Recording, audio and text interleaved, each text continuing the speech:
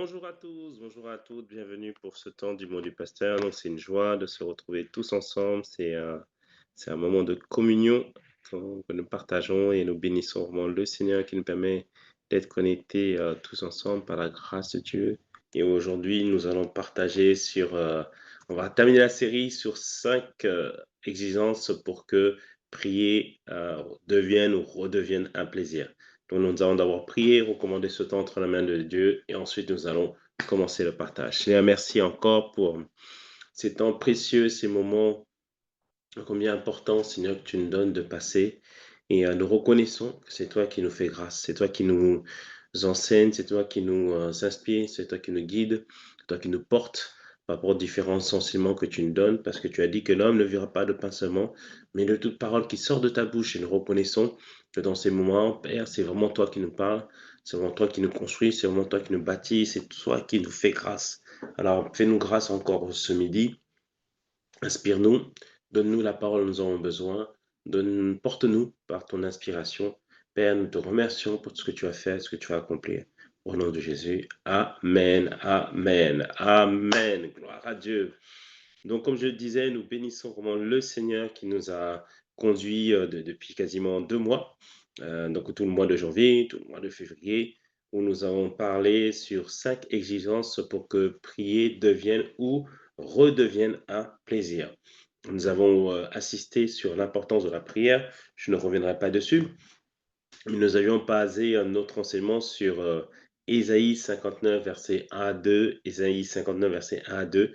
Je pense que à force, nous connaissons ce passage qui est à la fois un encouragement, mais aussi une exhortation, une interpellation.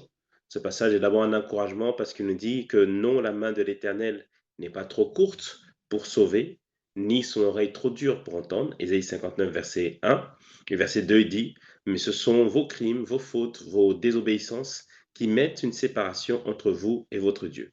Ce sont vos péchés qui vous cachent sa face et empêchent de vous écouter.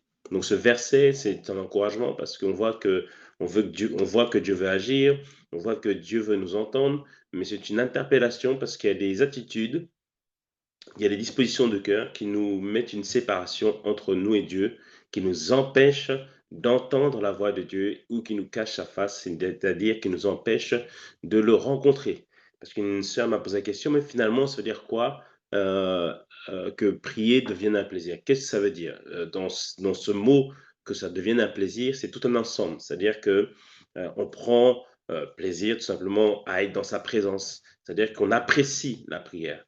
Que prier redevienne un plaisir, ça veut dire aussi que on entend la voix de Dieu. Parce que le but de la prière, comme on l'a compris, n'est pas d'adresser seulement des requêtes à Dieu, mais de pouvoir l'entendre, c'est-à-dire nous guider, nous donner des inspirations ou nous rassurer de sa présence.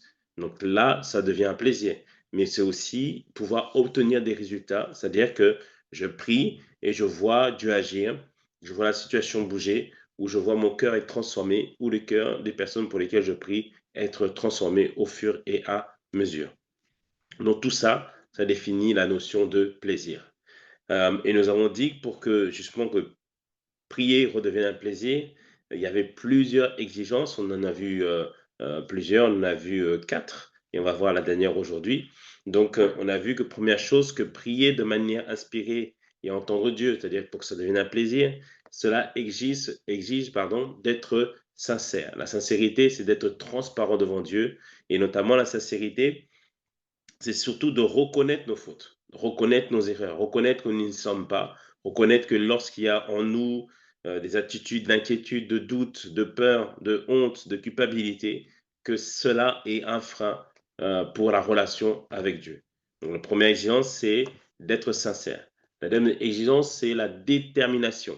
Selon ce qu'on dit avec l'apôtre Paul en Romains 8, il disait que rien ne nous séparera de l'amour de Dieu. Il avait déjà résolu dans son cœur, il l'avait déjà décidé dans son cœur, à partir du verset 45 notamment, où il avait décidé dans son cœur, donc regarde en Romains 8, où il avait résolu dans son cœur que rien ne le séparera de l'amour de Dieu, que rien n'allait le mettre une séparation entre lui et Dieu. C'est-à-dire c'était la détermination à faire en sorte que, quelles que soient les raisons, quelles que soient les tentations, quelles que soient les pensées, rien ne nous séparera de l'amour de Dieu. Donc c'est vraiment faire preuve de détermination. La troisième exigence, c'était le fait de savoir attendre Dieu. Et nous avons expliqué, attendre Dieu, ça revêt deux volets. Le premier volet, l'attendre lorsque on va prier, lorsqu'on va intercéder, lorsqu'on va venir devant lui. L'attendre, pourquoi? Pour qu'il puisse nous inspirer les chants, nous inspirer les passages, les prières que nous allons lui adresser, nous inspirer dans la manière dont nous allons prier. Parce que la Bible nous dit, faites en tout temps toutes sortes de prières par l'esprit, c'est-à-dire toutes sortes de prières. Je peux intercéder, je peux supplier, je peux proclamer, je peux déclarer. Tout ça, ce sont toutes sortes de prières. Mais quelle prière faire dans telle situation? C'est le Saint-Esprit qui m'inspire selon Romains 8, verset 26. Romains 8, verset 26, qui nous dit que nous ne savons pas ce qu'on vient de dire dans nos prières, mais c'est le Saint-Esprit lui-même qui intercède par nous, par des soupirs inexprimables. C'est-à-dire que le Saint-Esprit m'inspire. Donc, le premier volet de attendre Dieu dans la prière, c'est inviter la personne du Saint-Esprit, s'attendre à la personne du Saint-Esprit.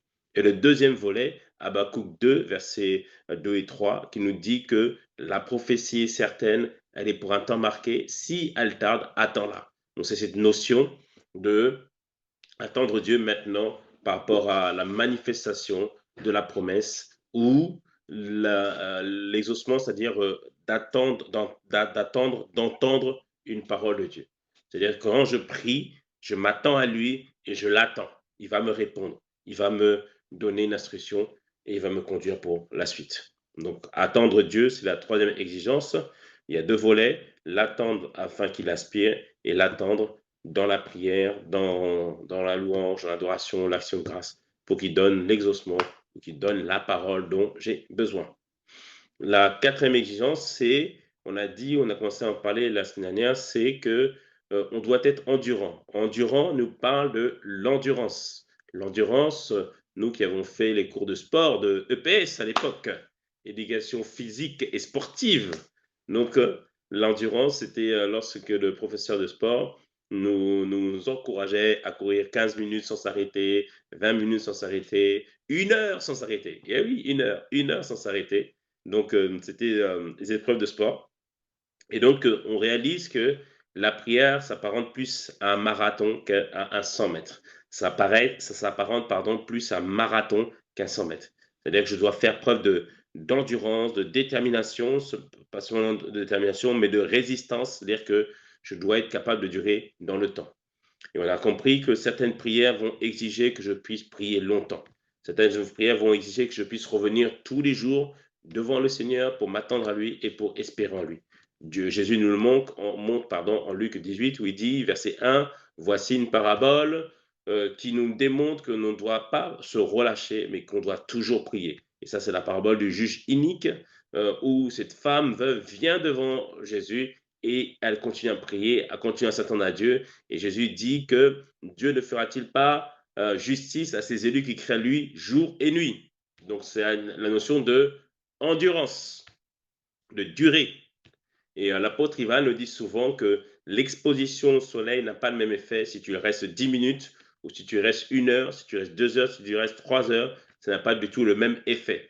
De la même manière, la prière exige que nous puissions passer du temps dans sa présence et qu'on puisse durer, dans la durée, excuse-moi la répétition, on voit que Daniel, en Daniel 9, Daniel 10, Daniel a intercédé pendant 21 jours.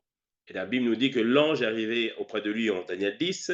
Il a dit, dès le premier jour que tu as eu à cœur de prier, j'ai été envoyé de la part de Dieu, mais j'ai été stoppé dans mon élan. J'ai été stoppé dans le deuxième ciel parce que le prince de Perse, une entité satanique, l'a empêché d'apporter la réponse à Daniel. Et pourquoi la réponse a pu arriver? Parce que Daniel a duré dans la prière. Donc je prie ce midi pour que quelqu'un devienne endurant dans la prière, que Dieu te donne la résilience dans la prière, que Dieu te donne la patience dans la prière, que Dieu te donne la persévérance dans la prière, ou plutôt je devrais dire que Dieu nous donne la persévérance, la patience et l'endurance dans la prière. Alors nous avons vu ensemble quelques principes pour développer l'endurance. Le premier principe, c'est l'endurance est développée par le chant. Pourquoi? Parce que le chant, dès le commencement, fait partie des protocoles pour s'approcher de Dieu, mais dès le commencement, même les anges chantent devant le Seigneur. Quand on regarde ce que dans le livre de Psaumes, dans Apocalypse, on voit que les anges chantent. Donc la musique, l'adoration, la louange chantée fait partie vraiment, vraiment de l'atmosphère de la présence de Dieu. Donc, la Bible nous dit en psaume 100, verset 4, entrez dans ses portes avec des reconnaissances, avec reconnaissance, dans ses parvis avec des chants de louange, célébrez-le, bénissez son nom. Psaume 100, verset 4. Donc, c'est l'atmosphère de la louange et l'adoration qui permet d'amener la présence de Dieu, qui nous permet de connecter avec Dieu. David, dans son temps, avait compris un principe. Alors que Dieu avait dit à Moïse, tu me construiras un tabernacle et tu cacheras ma présence dans le lieu saint. Tout le monde n'aura pas accès dans ma présence. Mais David, lorsqu'il a récupéré le tabernacle, lorsque le tabernacle avait été pris par les Philistins, donc ça c'est dans le livre de Samuel, David lui a décidé de faire un nouveau protocole. Il a exposé l'arche de Dieu sous une tente et il a mis des chantres qui se relayaient 24 heures sur 24. Vous retrouvez ce principe dans le livre de Chroniques.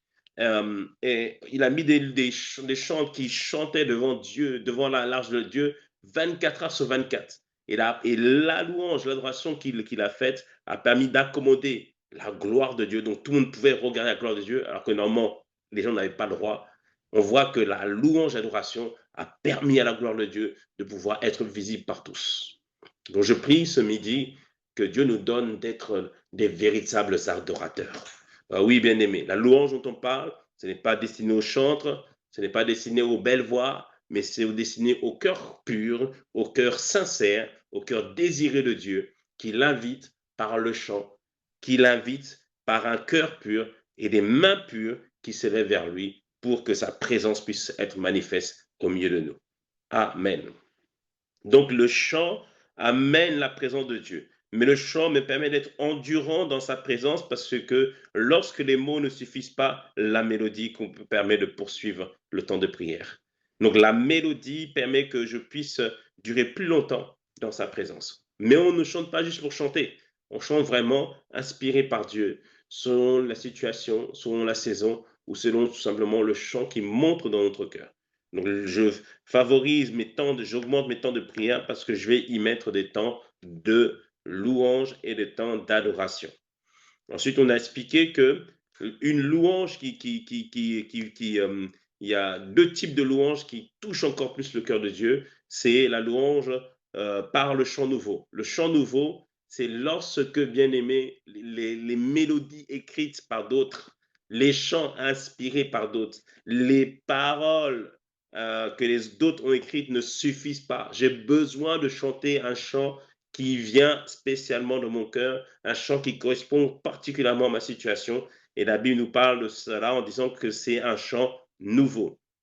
Psaume 96, verset 1 nous dit, chantez à l'Éternel un cantique nouveau, chantez à l'Éternel, vous tous habitants de la terre.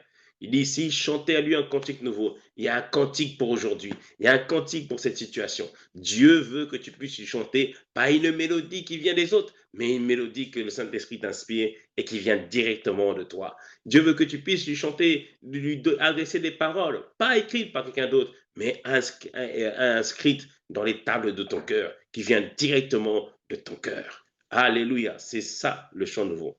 Et pour développer le chant nouveau, on commence par un chant qu'on connaît. Tu as promis d'être avec nous. Et on met maintenant sa mélodie. Tu as promis d'être avec moi dans la maladie. Tu as promis d'être avec moi dans toutes mes situations. Alors plus que jamais, Seigneur, je te fais confiance, car c'est le jour de ma libération. Alléluia. Que Dieu t'inspire des chants nouveaux dans le nom de Jésus. Que les compositeurs célestes soient suscités pendant ce temps du midi. Que le Saint-Esprit, qui est le chef d'orchestre par excellence, t'inspire des chants nouveaux dans le nom de Jésus. Amen. Et le deuxième type de chant que Dieu apprécie particulièrement, c'est les chants par l'esprit. Les chants par l'esprit. Les chants par l'esprit, ce sont les chants en langue spirituelle, c'est-à-dire les chants que le Saint-Esprit lui-même inspire. La Bible nous dit en Romains 8, verset 26, qu'on a dit tout à l'heure, il intercède par nous par des soupirs inexprimables. Romains 8, verset 26. Ce sont là le parler en langue. Mais le parler en langue, je peux prier en langue, mais je peux chanter aussi en langue. On peut chanter en langue. On peut adresser à Dieu ce qu'on appelle un cantique spirituel. Ça, c'est Éphésiens 5, 19 qui nous dit. Éphésiens 5, verset 19.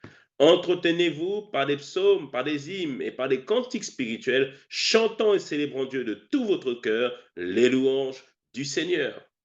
Donc, Philippiens 5, 19 me parle des cantiques spirituels. Les cantiques spirituels, ce sont les chants qui sont inspirés par l'Esprit, qui sont chantés en langue. Alléluia. Et Dieu aime ça parce que on l'a dit lorsqu'on a parlé du parler en langue, que le parler en langue, un des bénéfices, c'est que c'est l'accord parfait avec Dieu. Oui, c'est l'accord parfait, puisque je prie selon la volonté de Dieu, puisque j'adresse à Dieu des actions de grâce excellentes, puisque j'annonce des mystères que moi-même je ne connais pas. Donc, quand je chante en langue, lorsque je chante par l'Esprit, je suis en accord parfait avec le ministère des anges, avec la myriade d'anges. Je suis en accord parfait avec Dieu et Dieu se manifeste dans ma situation. Oh Père, inspire-nous encore des cantiques spirituels, inspire-nous encore des chants pour t'adorer, inspire-nous encore des chants pour te louer, afin que les portes puissent être ouvertes, afin que la mer rouge puisse s'ouvrir et afin ah, que l'Égypte, que les armées contre nous, Seigneur, soient renversées dans le nom de Jésus. Amen, amen. Yes. Merci Seigneur. Merci notre Dieu. Donc tout ça, c'est la globalité du chant. Donc le chant favorise l'endurance.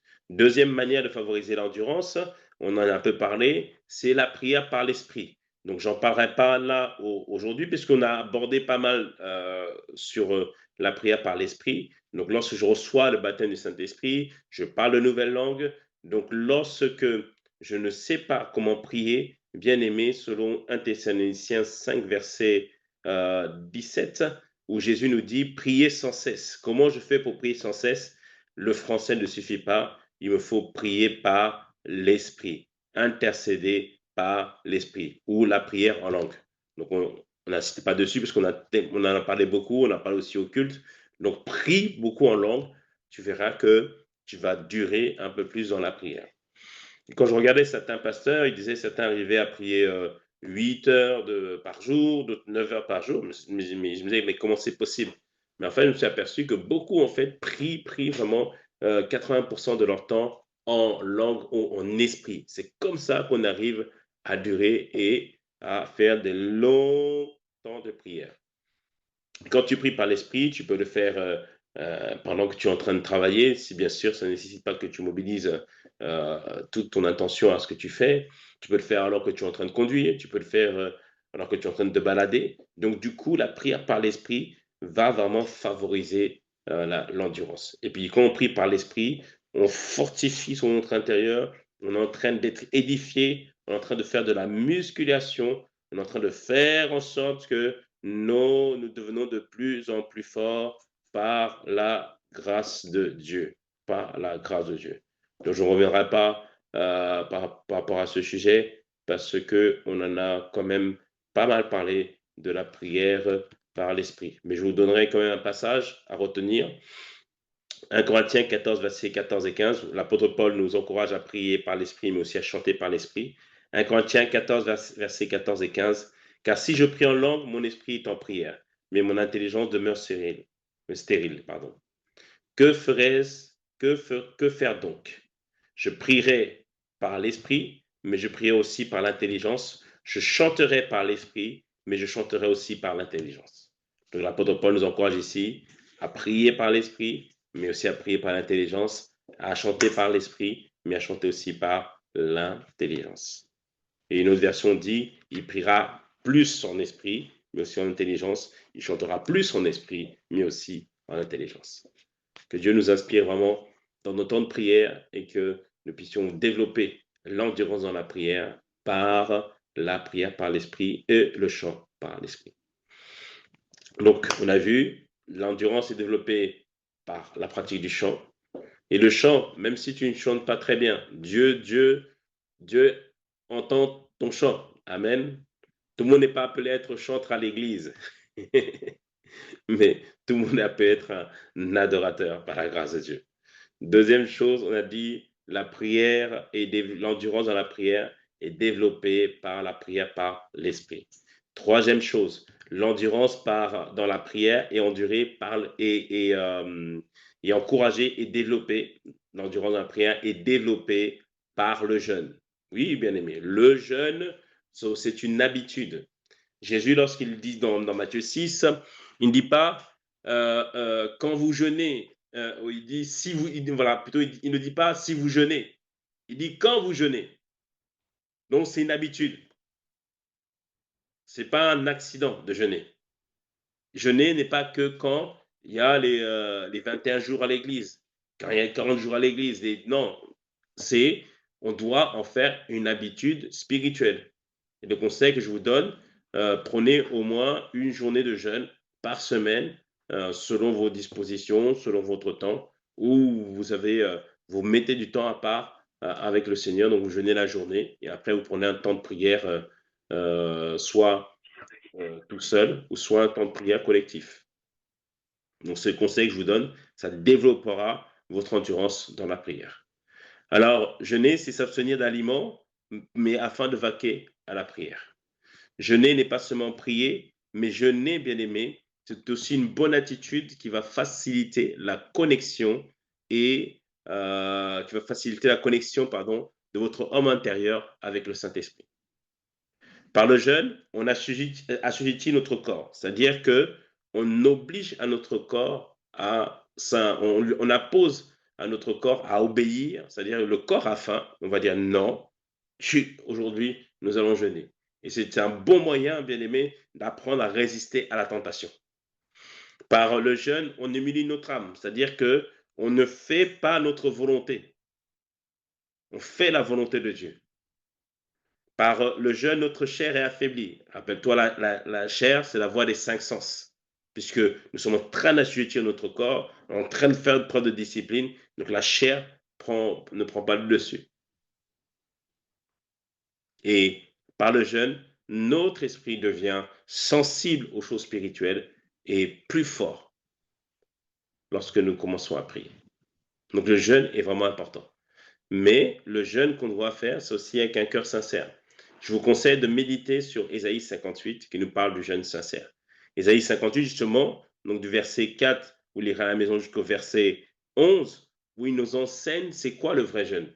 Et le vrai jeûne qu'il définit dans Ésaïe 58, c'est pas un jeûne où je vais jeûner, je vais pas manger, mais après je vais être odieux à la maison, odieux avec les gens autour de moi, ou je vais être méchant avec les gens autour de moi. Là, Dieu dit qu'il n'agrée pas ce jeûne-là. Donc, verset 6 de Ésaïe 58, il dit « Le jeûne qui me plaît est celui qui consiste à détacher les liens de la méchanceté, à délier les courroies de toute servitude, à mettre en liberté tous ceux qu'on opprime et à briser toute espèce de joug. » Verset 7, c'est partager ton pain avec ceux qui ont faim et offrir l'hospitalité aux pauvres sans abri, c'est donner des habits à celui qu'on voit nu et ne pas te détourner de ton prochain. Je te rassure, Dieu n'a pas dit que quand tu jeûnes, que tu vas aller chercher dans la rue tous les SDF et les faire venir chez toi. C'est pas ça qu'il dit, je précise. Je précise. Il te dit simplement, lorsque tu jeûnes, première chose, aie une attitude d'humilité devant Dieu, mais aussi une attitude d'amour envers les gens qui sont autour de toi. S'il y a des gens que tu gardais dans ton cœur, demande à Dieu la grâce de leur pardonner. S'il y a des gens que tu avais de la rancune vis-à-vis d'eux, pardonne-leur. Mais dis aussi, c'est partager ton pain avec le plus démuni. C'est-à-dire que lorsque je jeûne, c'est vrai que c'est une bonne occasion de faire des économies, mais il te dit une partie des économies que tu réalises parce que tu ne manges pas, parce que tu ne dépenses pas, prends une partie de cet argent et donne-le aux nécessiteux. Ou tu peux le faire aussi, comme on le fait à l'église, tu peux donner cet argent aux œuvres sociales de l'église. Comme ça va servir à nourrir ceux qui n'ont pas de quoi manger, à vêtir ceux qui n'ont pas de vêtements et à donner un logement à ceux qui n'en ont pas. C'est ça qu'il dit ici, dans ce verset 58. Donc, c'est une attitude, en fait, qu'on doit manifester pendant le jeûne. Je vous conseille vraiment de faire cela, parce que c'est la parole de Dieu qui nous le dit. Ça a vraiment des effets extraordinaires sur toi-même, sur ta personne. Et Dieu nous dit ceci au verset 9 d'Ésaïe 58, la promesse qu'il nous fait, si on fait le vrai jeûne. Il dit, quand tu appelleras, l'Éternel répondra. Quand tu crieras à l'aide, il te dira, je suis là. Si du milieu de toi, tu supprimes le joug de l'oppression, les gestes menaçants et les propos méchants, si tu donnes ton pain à celui qui a faim, si tu pourvois aux besoins de l'opprimé, il dit quoi? Ta lumière luira pour toi au milieu des ténèbres et ton obscurité se changera pour toi en clarté de midi. Et l'Éternel sera ton guide constamment. Il dit ensuite, il pourvoira à tes besoins dans les déserts arides, il te fortifiera et tu ressembleras à un jardin bien arrosé, à une source vive aux eaux intarissables. Amen. Moi, je dis Amen. Amen. Donc, il dit ici, par la puissance du jeûne, je peux provoquer la bénédiction de Dieu. Par la puissance du jeûne, je peux arriver à entendre la voix de Dieu, mais à condition de faire le jeûne qui agrée. Donc, non seulement je me prive de nourriture, mais je me prive aussi de télé, je me prive aussi de distraction, mais je donne, je fais du bien autour de moi, je donne une partie de mes revenus, j'enlève la méchanceté du milieu de moi ou dans ma maison, et là, Dieu me dit qu'il agira en ma faveur et il me répondra. Ah, je sens que quelqu'un va changer ses habitudes. Quelqu'un va changer ses habitudes. Bien aimé, jeûner est important. Jeûner est important. C'est vraiment un principe que nous devons observer. Mais dans ton programme, bien sûr, il faut préciser, c'est si ton état de santé le permet. N'allez pas, si l'état de santé ne le permet pas, n'allez pas faire des jeûnes, d'accord? Mais si votre état de santé le permet, faites un jour de jeûne avec le Seigneur et vous allez voir ce que Dieu va faire et ce que Dieu va accomplir dans le nom de Jésus. Merci Seigneur encore pour ta main puissante. Alors, dernière chose pour que la prière, pour développer l'endurance dans la prière est développée lorsqu'on s'appuie sur la connaissance de la parole de Dieu. Sur la connaissance de la parole de Dieu. Pourquoi on a du mal à prier? Parce qu'on manque de connaissance. On ne sait pas ce que la Bible dit. Et lorsqu'on prie, on doit prier avec foi. Prier avec foi ne veut pas dire prier parce qu'on pense que Dieu peut ou parce qu'on croit que Dieu peut. Enfin, si, mais je vais préciser plutôt. En fait, je veux dire par là que notre croyance et notre foi s'appuient sur quelque chose.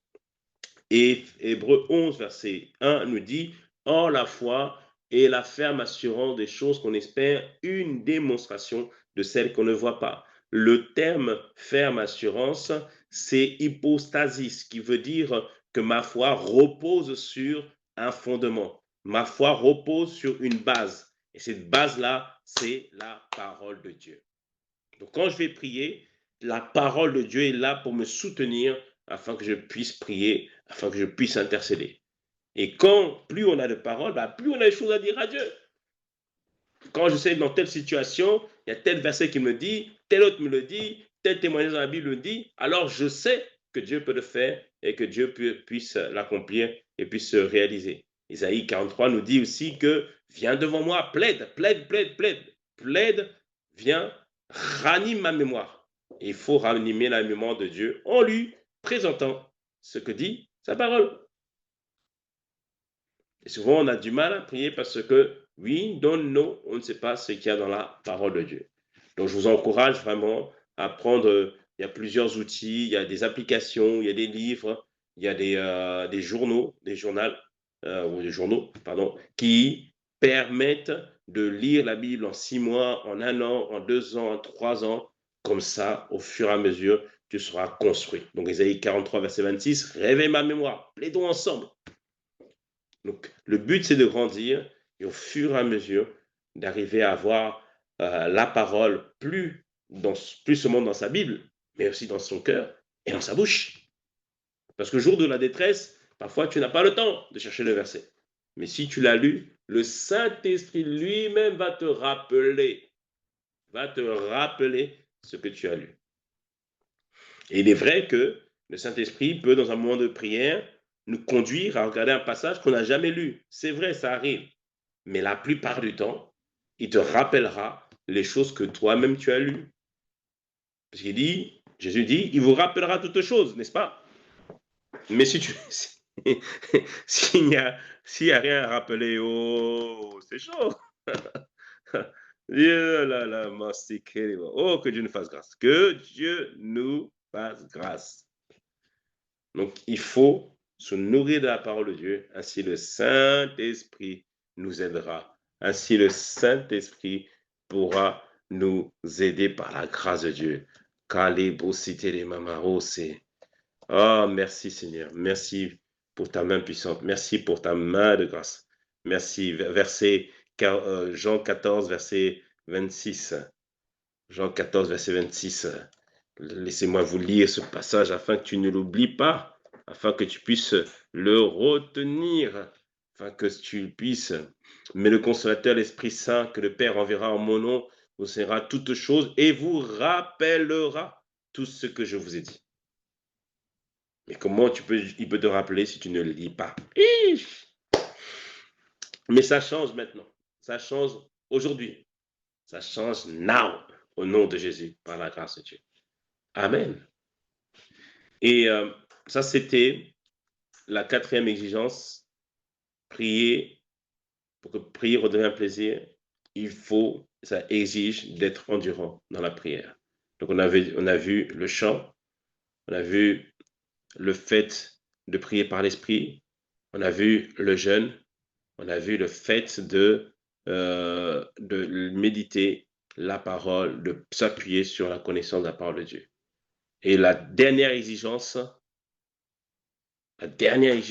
pour que prier redevienne un plaisir, alors là, ça va pas plaire à certains, mais il faut le dire, il faut dire la vérité. La dernière exigence, bien-aimé, écoute ceci, prier de manière inspirée en temps de Dieu exige d'être prêt à lui obéir.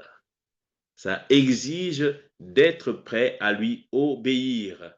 Alors regarde ce que Dieu disait à Saül, 1 Samuel 15, verset 22. 1 Samuel 15, verset 22, il dit, l'Éternel trouve-t-il du plaisir dans les holocaustes et les sacrifices?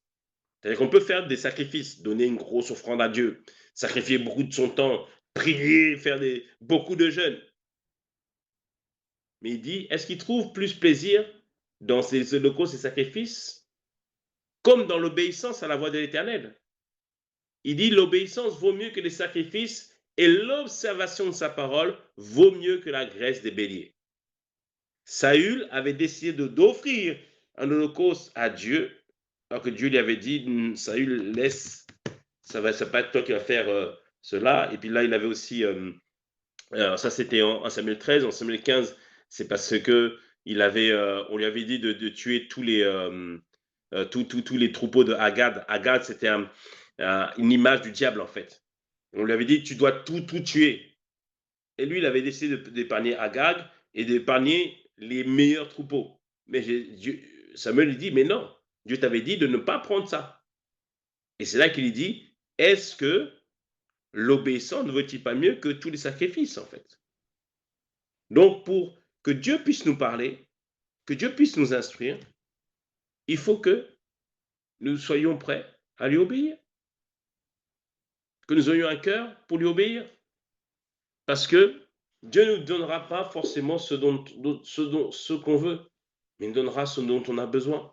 Il nous donnera ce qui est de sa volonté. Jésus n'a-t-il pas prié à Gethsémane, donc ça c'est en Luc 22, verset 42, ou Matthieu 26, verset 41. Jésus a prié, il a dit, Seigneur, est-ce que c'est possible qu'on éloigne cette coupe? Mais non pas ma volonté, mais la tienne. Il a prié, ça ne lui plaisait pas de passer par la croix. Il ne faut pas penser que Jésus y allait avec plaisir. Non, il n'y allait pas avec plaisir. On dit qu'il allait comme une brebis destinée à l'abattoir. Mais il a dit, Seigneur, je veux faire ta volonté. Donc quand je prie, il faut que je sois prêt à faire la volonté de Dieu. Je suis prêt à lui obéir. Est-ce qu'on a conscience, est-ce qu'on réalise que même nous, en tant qu'humains, et des fois ça arrive hein, que tu rencontres quelqu'un, il te demande un conseil, mais tu sais que dans sa tête, il est déjà résolu de faire ce qu'il veut. Bah, je peux te dire que là, tu ne prends pas plaisir à lui donner conseil parce que tu sais déjà que la personne a déjà pris sa décision. C'est de la même manière, Jésus nous demande, Dieu nous demande d'être prêt à lui obéir. Simplement dire, Seigneur, ok, je pose une question par rapport à cette situation. Seigneur, non pas ma volonté, mais vraiment la tienne. Pas ce que je veux, mais ce que toi tu veux. Psaume 25, verset 14. Psaume 25, verset 14. L'Éternel confie ses secrets à ceux qui le craignent. C'est à ceux qui respectent sa parole, ceux qui ont la crainte de lui, et il leur fait connaître son alliance. Une autre version dit que leur alliance avec Dieu leur donne instruction. C'est-à-dire ici que Dieu donne une instruction à celui qui a décidé de faire alliance avec Dieu en disant, Seigneur, quoi que tu dises, j'obéirai. J'obéirai. Et cela est démontré par quoi, bien-aimé? Par notre capacité déjà à obéir à ce qui est écrit. Eh oui, bien-aimé. C'est-à-dire, il y a des choses, il y a des principes qui sont écrits, et Dieu nous demande d'obéir déjà à ces commandements-là. Et après, ça va nous conduire de manière spécifique. Donc, je démontre mon attitude à obéir lorsque les principes, les commandements, les recommandations que je connais déjà dans la parole, que j'y obéis, alors là, Dieu va me conduire de manière spécifique pour ma propre vie, parce qu'il sait que j'ai un cœur qui obéit à Dieu. Et oui, bien-aimé, on revient encore au cœur. On revient encore à l'attitude de cœur. Donc finalement, c'est juste une affaire de cœur.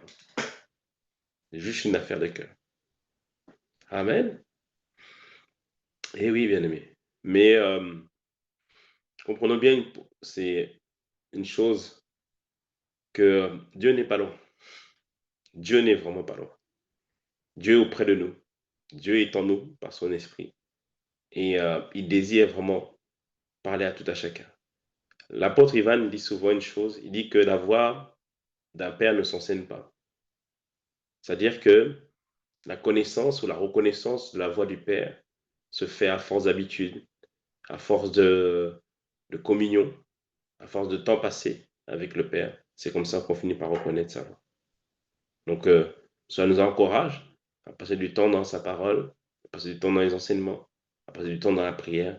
Et au fur et à mesure, on va apprendre à connaître la voix de Dieu. On va apprendre à marcher avec lui. Alors, ma prière ce midi, c'est que cet enseignement, ne soit pas juste un enseignement qui passe, mais soit vraiment un enseignement que nous puissions reméditer, prendre le temps de l'asseoir et par la grâce de Dieu, que nous puissions mettre en pratique cet enseignement. Donc cet enseignement vient de notre apôtre, hein, de l'apôtre Ivan, c'est un enseignement de la maison, c'est un enseignement que nous avons reçu il y a plusieurs années et que le Seigneur nous a poussé à revenir dessus, bien sûr avec la vérité présente, c'est-à-dire en l'adaptant à la saison présente. Donc il n'y a rien de nouveau sous le soleil, bien aimé. Si le Seigneur a permis que nous puissions revenir sur ces choses-là, c'est qu'il y a des fondations qui n'étaient pas bien mises en place. Et comme on l'avait vu dimanche, on revient sur les fondations, on réassoit, on démolit les mauvaises fondations et on, on construit et on bâtit véritablement sur les bonnes choses. Donc c'est ma prière pour nous tous, que Dieu nous fasse grâce, que Dieu nous accorde sa présence et surtout que cette année 2024 soit vraiment une année des nouveaux recommencements, une année précieuse avec lui, une année d'intimité, une année de proximité, une année de vérité aussi, de vérité, c'est-à-dire que de sincérité. Je sais pas, je pense qu'on est beaucoup à être fatigué un peu en fait, on veut plus de vérité en fait, plus de vérité dans nos vies, dans l'Église, et Dieu va nous faire de grâce. Dieu va nous faire grâce. C'est vraiment le temps, un temps particulier. Et l'apôtre Ivan a insisté hier, on a eu une rencontre avec les stars. L'apôtre Ivan a insisté vraiment sur cette notion que c'est le temps de la moisson, donc une grande moisson, mais c'est le temps aussi, Dieu va faire une séparation entre ceux qui le connaissent et ceux qui ne le connaissent pas. Donc, désirons vraiment connaître Dieu plus que jamais. Et il n'est pas trop tard, bien-aimé. Il n'est pas trop tard. Il n'est pas trop tard. Aujourd'hui, tu peux prendre une décision qui va changer ta vie pour le meilleur. Aujourd'hui, tu peux prendre une décision d'avancer avec lui. Donc, c'est pour ça qu'on va faire la prière du salut, mais je crois que on va faire la prière tous. C'est pas que la prière du salut, que ce soit une prière de reconsécration, de renouvellement, soit une prière où on dise à Seigneur, oui, je veux marcher encore avec toi plus que jamais. Alors, élevons la voix. Seigneur Jésus, merci pour ces temps. Merci pour ces moments. Plus que jamais, je t'ouvre mon cœur et je fais de toi mon Seigneur et mon Sauveur. Merci car tu fais de moi non seulement un enfant de Dieu, mais un disciple. Que cette année 2024, que le Christ, que le Christ paraisse en moi. Nous avons ainsi prié. Amen. Vous avez fait cette prière peut-être pour la première fois et puis les autres qui sont connectés pour la énième fois, mais c'est bon de le faire parce que ça nous rappelle l'importance de marcher avec lui, ça nous rappelle l'importance d'évoluer avec lui. Donc je vais prier pour la fin pour les personnes qui ont fait la prière pour la première fois. Il y a le mot salut qui s'affiche soit en commentaire, soit dans la description, soit dans le chat.